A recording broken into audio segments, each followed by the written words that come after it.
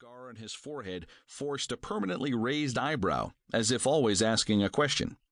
His chin was clean-shaven, but his mustache was bushy and ragged. Sam ambled slowly up to the bar. Next to the faded portrait of a rotund, brown-skinned lady, draped in nearly transparent gauze, a sign read, "Whiskey, 10 cents. Water, 25 cents. The bartender sponged the sweat off his forehead with a flour sack towel. Then he used it to wipe the glass in his hand. "I didn't hear you right up, mister. What can I get you?" Sam studied the four at the card table. They, in turn, surveyed him.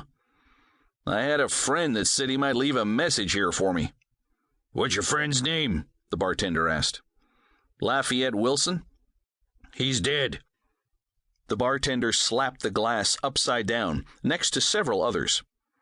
"Some old gal up in Hayes County shot him 12 times in the back.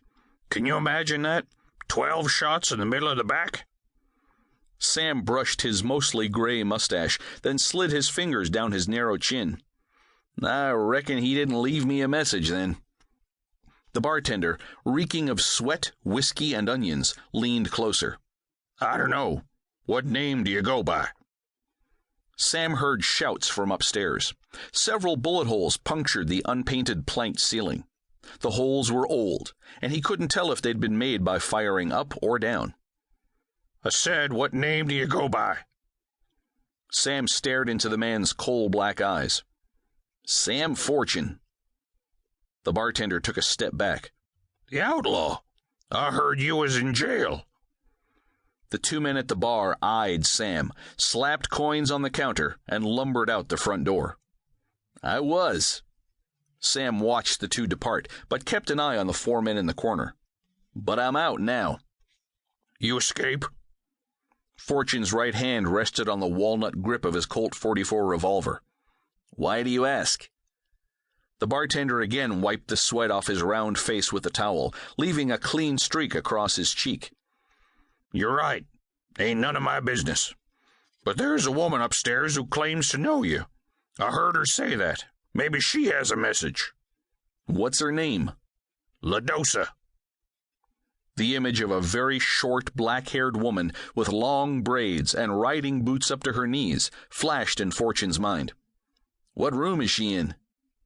The bartender held up a large, puffy hand. "She's busy right now, but she should be down pretty soon. You want the dime whiskey or the 2-bit whiskey?" "Neither." Sam surveyed the comely woman on the painting behind the bar. "I'd like something to eat."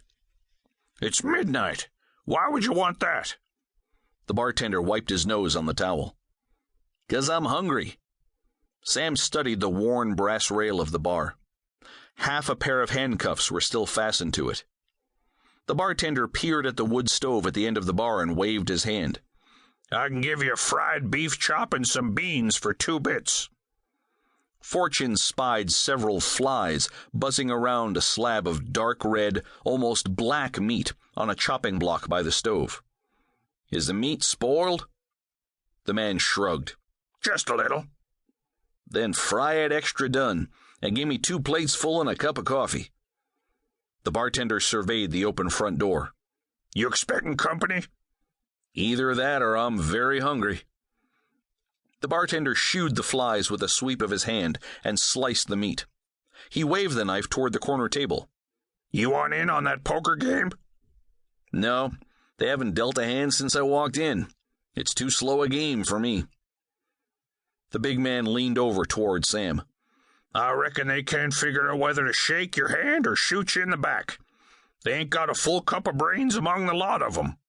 You want whiskey?" "Just that coffee." "Help yourself, but it's getting a little rancid. I ought to wash that pot one of these weeks." Fortune poured himself a tin cup of steaming, black, lumpy liquid, then strolled to the open doorway. One hand rested on the grip of his revolver. "They don't have the nerve to shoot me in the back," he thought. "At least, not yet." He pulled off his hat with his right hand and took a sip of coffee.